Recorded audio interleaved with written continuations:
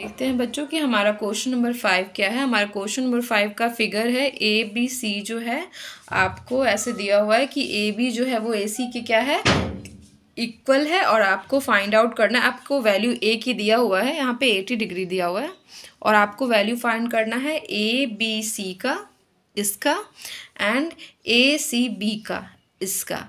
ये दोनों एंगल जो है आपको इस ट्रायंगल में जो है वो फाइंड आउट करना है बच्चों। और यहाँ पे आपका ए बी और ए सी जो है वो आपस में जो है वो इक्वल दिया हुआ है, मीन्स ए बी सी जो है आइसोसेलेस ट्रायंगल है, तो ये भी आपका एक्स डिग्री होगा और ये भी आपका एक्स डिग्री ही होगा, क्योंकि ये साइड जो है इस साइड की इक्वल है, तो इसका ये साइड के अपोजिट एंगल और इस साइड के अपोजिट एंगल आइसोसेलेस में जो है वो इक्वल होता है। तो चलिए देखते हैं कि इसको हम कैसे सॉल्व करेंगे। In triangle A B C angle A plus angle B plus angle C is equals to 180 degree. Angle sum of angles of a triangle is 180 degree. यहाँ पे तीनों एंगल का सम एक ट्रायंगल में कितना हो जाता है, 180 डिग्री हो जाता है बच्चों। तो यहाँ से आपको एंगल ए जो है वो 80 डिग्री दिया हुआ है, यहाँ पे angle B A C is equals to आपका 80 डिग्री दिया हुआ है। तो angle A is equals to 80 degree. आप इसको मान लो एक्स, एंगल बी को, एंगल सी को भी आप मान लो x is equals to 180 degree बच्चों। यहाँ पे से आपका 80 degree plus 2x is equals to 180 degree आ जाएगा। यहाँ पे 2x हो जाएगा 180 डिग्री माइनस 80 डिग्री। यहाँ पे 2x इज इक्वल्स टू हो जाएगा 100 डिग्री बच्चों। यहाँ से जब आप फाइंड आउट करोगे तो x की वैल्यू कितनी निकल जाएगी, आपका यहाँ पे आ जाएगा 50 डिग्री। तो आपका एंगल के क्या है, हमारा निकल गया 50 डिग्री। तो angle A B C is equals to angle A C B is equals to 50 degree. Isosceles triangle. Okay, तो इस तरीके से जो है आप इसका क्वेश्चन नंबर 5 का जो है वो सोल्यूशन जो है वो निकाल लेंगे बच्चों। देखते हैं कि हमारा क्वेश्चन नंबर 6 क्या है। ये फिगर दिया हुआ है और इसमें जो दिया हुआ है कि ए बी जो है वो ए सी के इक्वल है, आइसोसेलेस ट्रायंगल है। ठीक है बच्चों, आपका गिवन है, given that angle A B C is equals to 70 degree. ठीक है, अगर आपका if A B is equals to A C then angle A B C is equals to, अगर ये ट्रायंगल में आपका ये साइड इसके बराबर दिया हुआ है तो एंगल ये जितना होगा वो उतना ही एंगल सी भी होगा बच्चों, क्योंकि ये आइसोसेलेस ट्रायंगल दिया हुआ है, ये दोनों का साइड जो है वो क्या दिया हुआ है, वो इक्वल दिया हुआ है। तो यहाँ पे मिट गया थोड़ा सा। ठीक है, तो यहाँ पे आपका angle A B C is equals to angle A C B आपका कितना हो जाएगा 70 डिग्री, क्योंकि आइसोसेलेस ट्रायंगल, यहाँ पे आपका आइसोसेलेस है तो ये दोनों एंगल जो है वो 70 डिग्री हो जाएगा बच्चों। अब आपका in triangle A B C angle A plus angle B plus angle C is equals to हो जाता है 180 degree. Sum of angles of a triangle is 180 degree. तो यहाँ पे तीनों सम ट्रायंगल का, तीनों एंगल का सम कितना हो जाता है 180 डिग्री हो जाता है। तो तीनों को प्लस कर देंगे तो कितना हो जाएगा 180 डिग्री।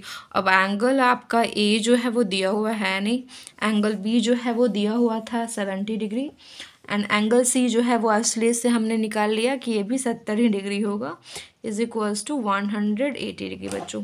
अब यहाँ से आपका angle A plus 140 degree is equals to 180 degree, angle A is equals to 180 degree minus 140 degree.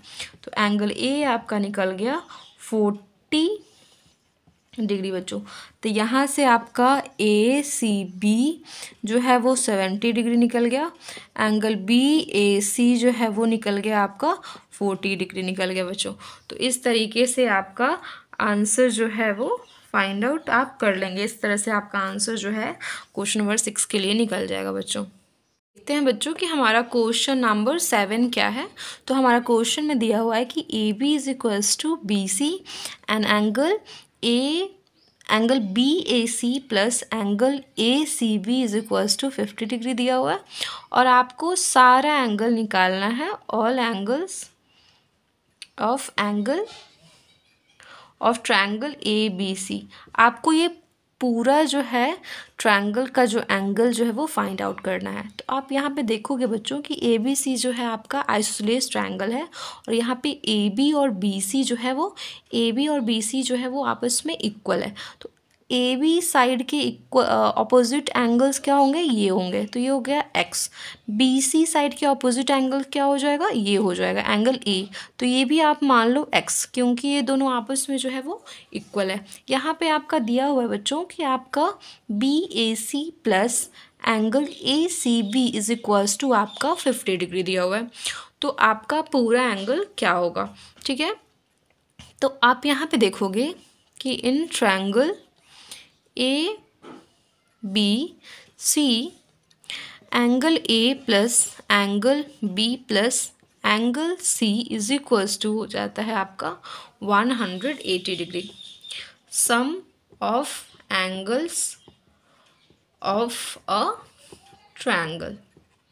Okay बच्चों, यहाँ पे आपको angle B A C plus angle A C B plus angle A B C is equals to क्या हो जाता है, 180 degree हो जाता है बच्चों।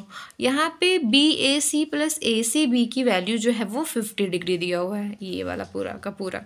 तो यहाँ पे आप 50 degree plus angle A B C ले लो। तो यहाँ से एंगल ए बी सी जो है वो आपका क्या निकल जाएगा, 180 डिग्री माइनस 50 डिग्री। तो एंगल ए बी सी आपका क्या निकल गया, 130 डिग्री बच्चों।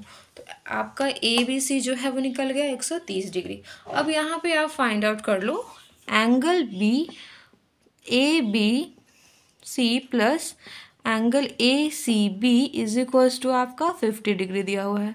तो एंगल यहाँ पे ए बी सी एक्स है और ये भी क्या है, एक्स है।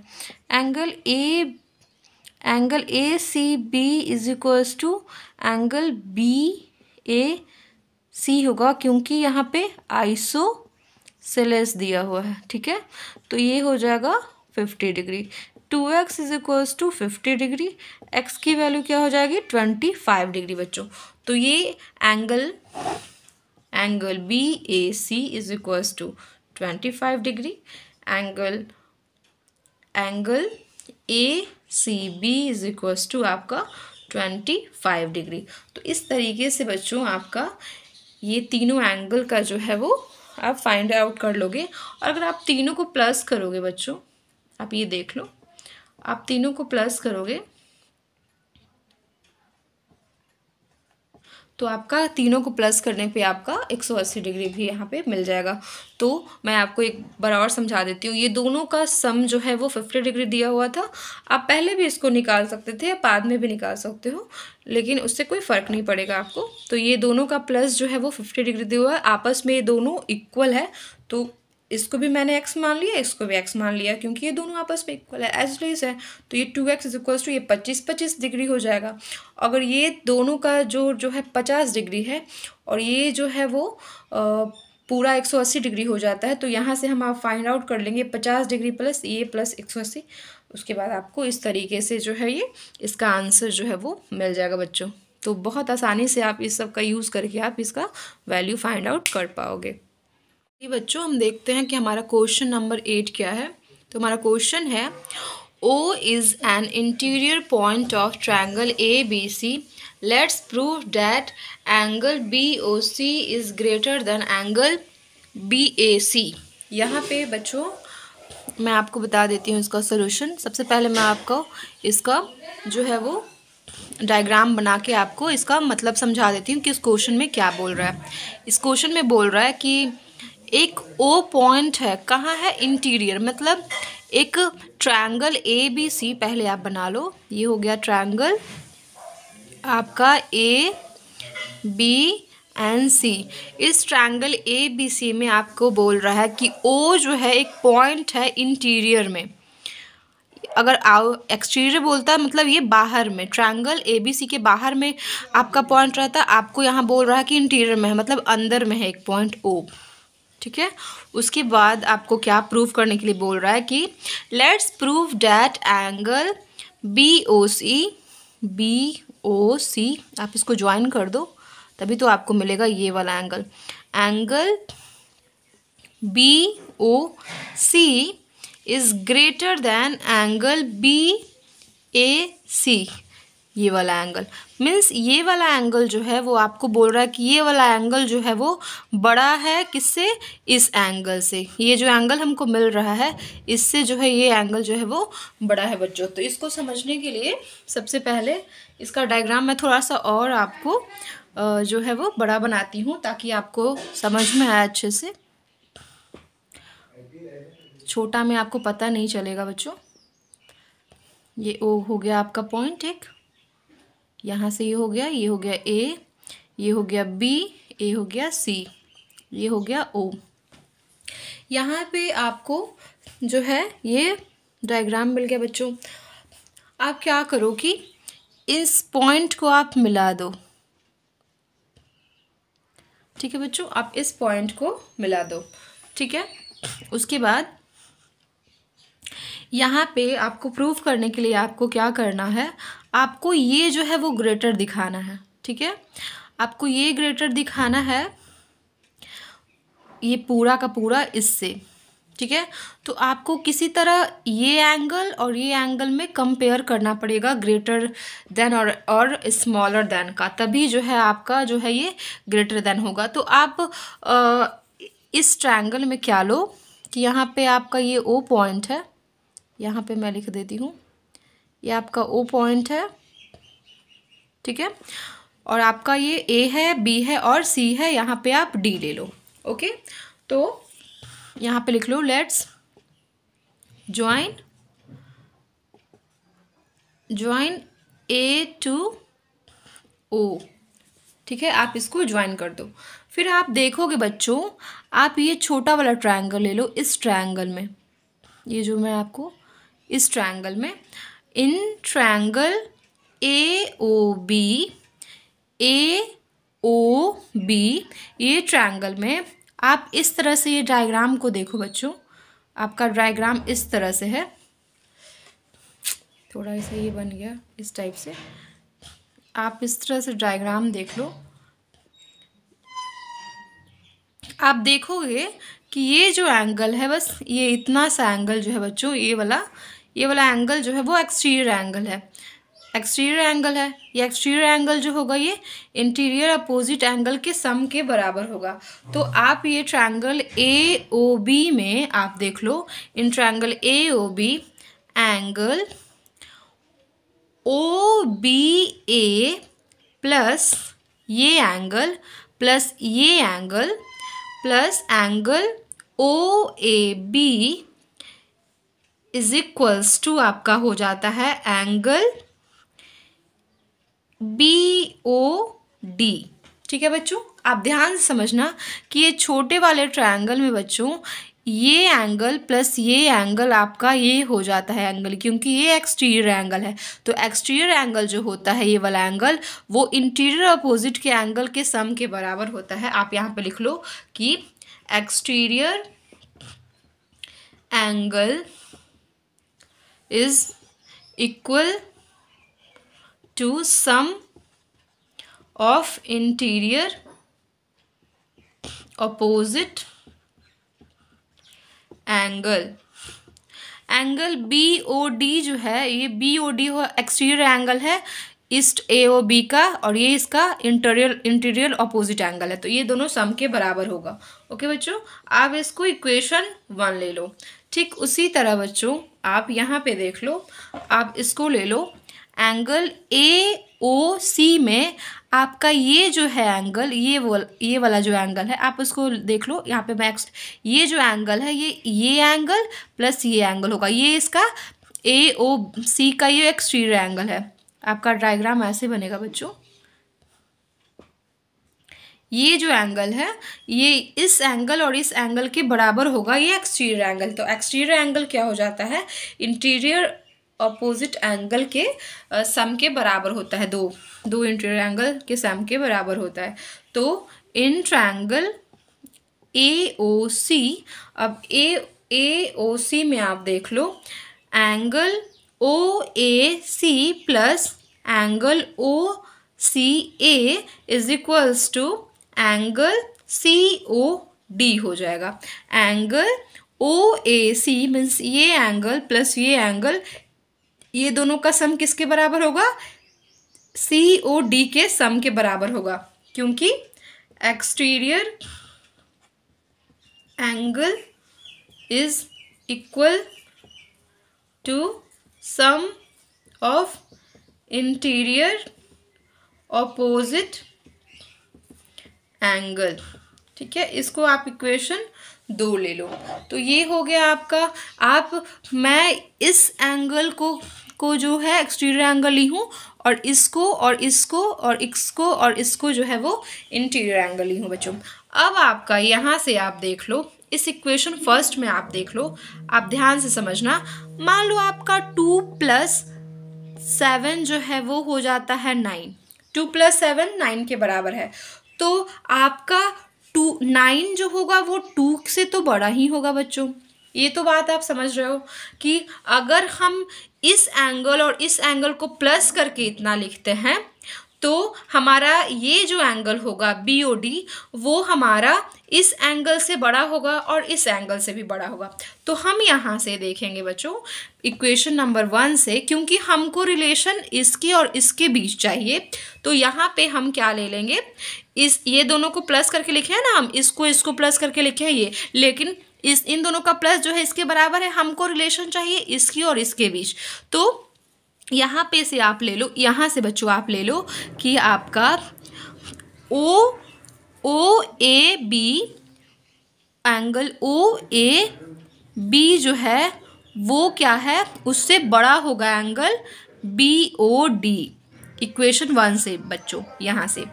ठीक है, क्योंकि मैं आपको बताई हूँ कि अगर ये है 60 डिग्री और ये है 70 डिग्री, तो ये कितना हो जाएगा 130 डिग्री। ठीक है, तो ये जो एंगल जो है, ये एंगल जो है ये 60 वाले से तो बड़ा ही होगा, तो उसी तरह मैं इसको ले ली हूँ, तो ये वाला जो इससे बड़ा होगा इक्वेशन 1 से जो है मैं आपको निकाल दी हूँ।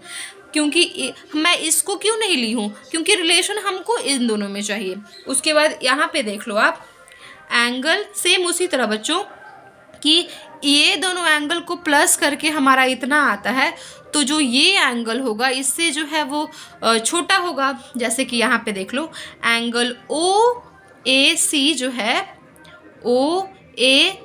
जो है ये हमारा छोटा होगा एंगल COD से, ये इक्वेशन 2 से। OAC जो है ये छोटा होगा COD से। ठीक है बच्चों, जैसे ऊपर जो मैं बताई थी आपको एग्जाम्पल लेके समझाई हूँ कि ये दोनों का प्लस जो है वो इसके बराबर है, तो ये वाला जो एंगल रहेगा बच्चों इससे ज़रूर छोटा होगा। तो हम इक्वेशन इससे रिलेशन क्यों नहीं बनाए, क्योंकि हमको इन दोनों का रिलेशन चाहिए। अब अगर आप इन दोनों को ऐड करोगे, प्लस करोगे, इक्वेशन आप 3 ले लो इसको और इक्वेशन 4 ले लो इसको, तो क्या है कि एडिंग 3 and 4 we get हमको OAB plus OAC angle OAB plus angle OAC ये जो है स्मॉलर देन एंगल BOD से, BOD प्लस एंगल COD से। ठीक है बच्चों, तो यहाँ पे आप अगर आप देखोगे, मैं यहाँ पे रब कर देती हूँ,